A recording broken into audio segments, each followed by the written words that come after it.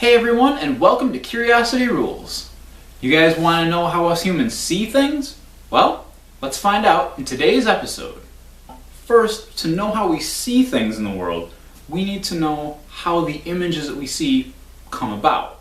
And to know how the images come about, we need to look at exactly how light functions to make that happen. Let's start off with a formal definition of light. Now, Merriam-Webster defines light as the following: the form of energy that makes it possible to see things, and the sensation aroused by the stimulation of the visual receptors. Light makes it possible to see all that we see. But how is that, you might ask? Well, let's take a look and see how light behaves when it hits something. As light collides with an object, what happens is some light gets absorbed into the object, and some light gets reflected off of the object. Take this yellow sponge, for example. Now we see that it's yellow because when the light hits the sponge, all the colors of the rainbow get absorbed into the sponge, except yellow. The yellow light then bounces off of that sponge, shoots around in the universe off of everything, and a little bit of that light, that yellow light, gets caught in our eye. And then that's where the real magic starts to happen. Man, our eyes are amazing little receptor machines, aren't they? So why don't we take a look and see how they're put together and see what's happening to that yellow sponge light you just saw. As light reaches your eye, the first part it encounters is your cornea. This is the invisible layer that surrounds your eyeball. The section of the cornea that covers the iris, or the colored part of your eye, is curved in such a way that it focuses all the light toward the center of your pupil, or the black part in the center of your iris.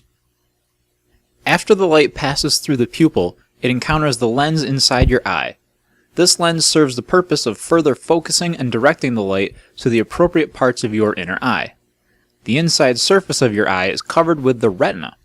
This is home to all the millions of rods and cones, or the devices for discerning what's going on in the image you just saw.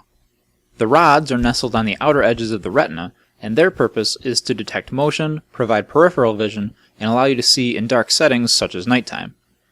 The cones are clustered more in the center of your retina, and their purpose is to detect color and provide you with a crisp image that you see directly in front of you. Once the cones and rods receive some image, they create an electrical signal that gets sent out through the optic nerve. The brain gets these signals and then tries to figure out what the heck it was you just saw. It turns out it was just a gross sponge. Bummer. An interesting tidbit, because of how lenses work, we technically see everything upside down. Now if you paid attention, you'll notice that the sponge had flipped upside down. So how is it that we see things right side up? Well, it turns out our brains just kind of know to flip things for us. All of this post-processing of all these images that we see is done in the visual cortex, which is right back here. The visual cortex has 5 subdivisions: V1, V2, V3, V4, and MT or V5. And all the visual processing starts off in V1, and then from there pretty much just gets outsourced to the other 4 subsections.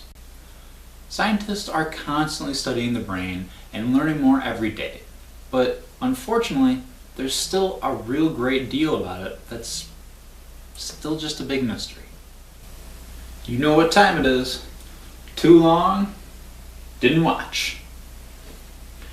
Did you skip? Did you space out?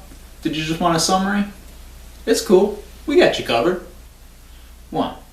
You see color because particular light bounces off of objects and winds up in your eye. 2. Your eye traps all that light bouncing around inside your eye and disperses it around a blanket of nerves inside your eyeball. 3.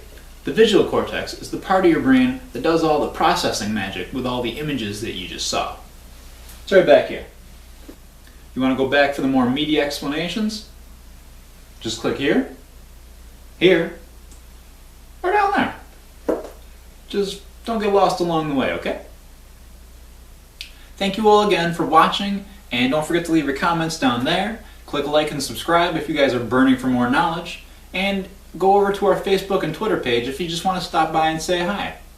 And as always, don't forget that you learn something new every day. The day you stop learning is the day you die. So everyone, stay alive for me.